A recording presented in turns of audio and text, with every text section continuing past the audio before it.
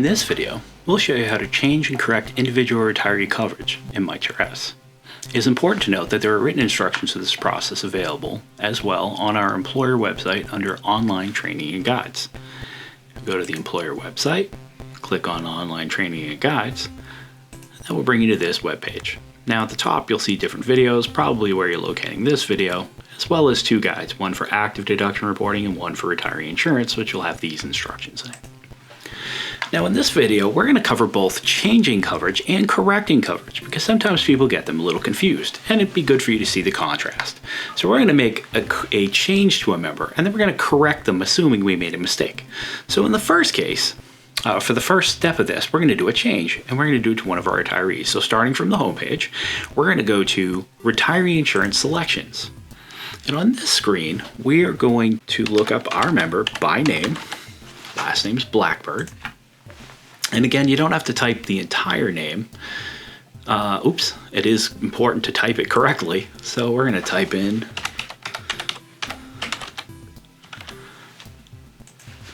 forgot the L. And here we're bringing up Barbara Blackbird. Now Barbara's got a plan, and of course we're going to make a change. First we want to check it. So she has HB, the HMO Blue plan coming up. Now Barbara, in our scenario, turned 65. So her basic life and her dental are going to be fine, but we're going to change her medical because she's going to get a 65 plus plan in the month that she turns 65. So we're going to go to Add Change Coverage.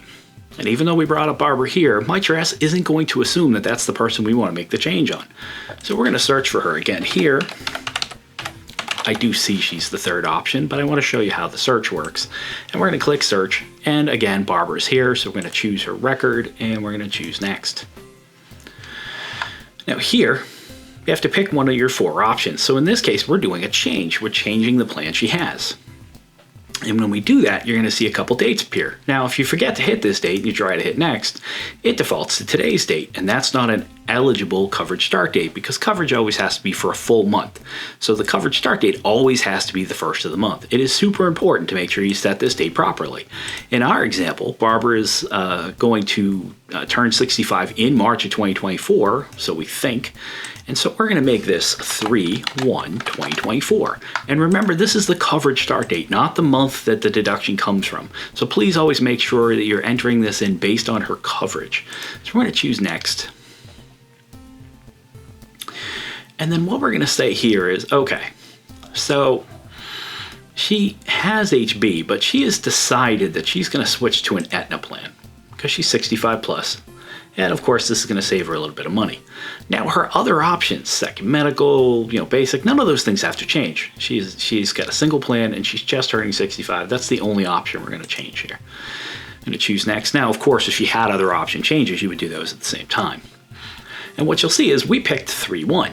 So, accordingly, MyTRS ended her previous coverage on 2/29. All that looks proper, exactly what we expected. So we're going to hit next. It's going to tell us what our new cost is versus what it used to be. This is what we're expecting, so we're going to hit confirm. It's going to take MyTRS a moment here. Now this deduction already happened, so what MyTRS is going to say is, all right, so we were supposed to make this change retroactively.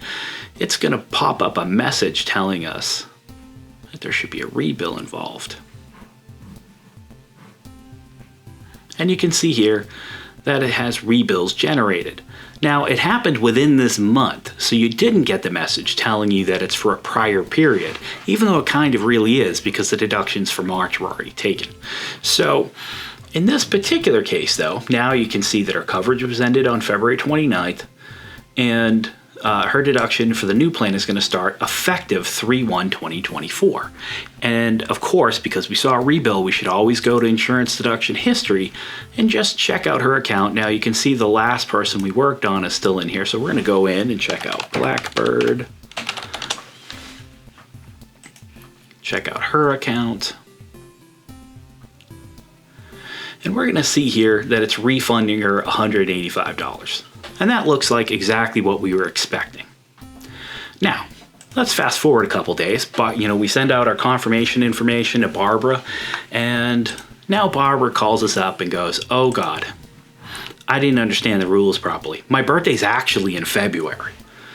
All right, we were supposed to enroll her February 1st, not March 1st. This kind of stuff happens, right? So now you're saying, okay, but I can't really pick a new plan for her because she already has this plan, right? So what do? In this case, we're going to make a correction. And what a correction is as opposed to a change, we're not changing her plan. We're fixing the dates.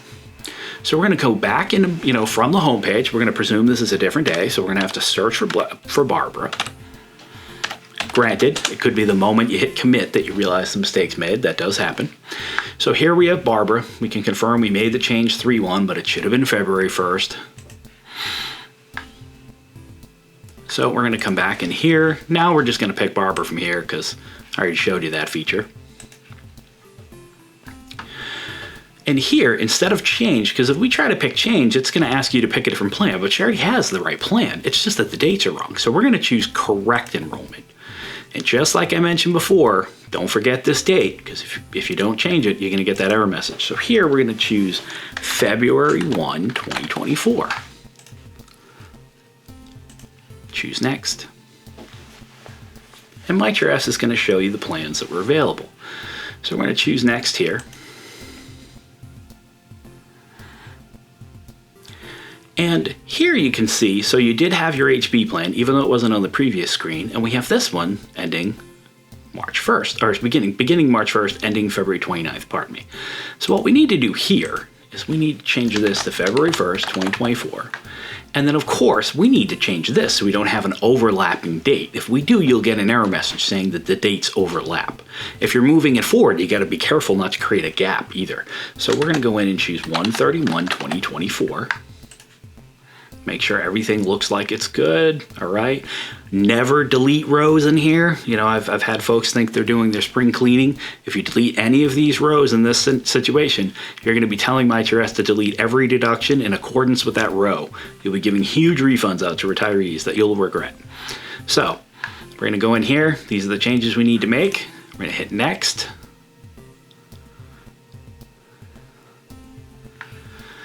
Now it can see that it's in prior month because it's not effective in March, even though the March period had already been deducted for.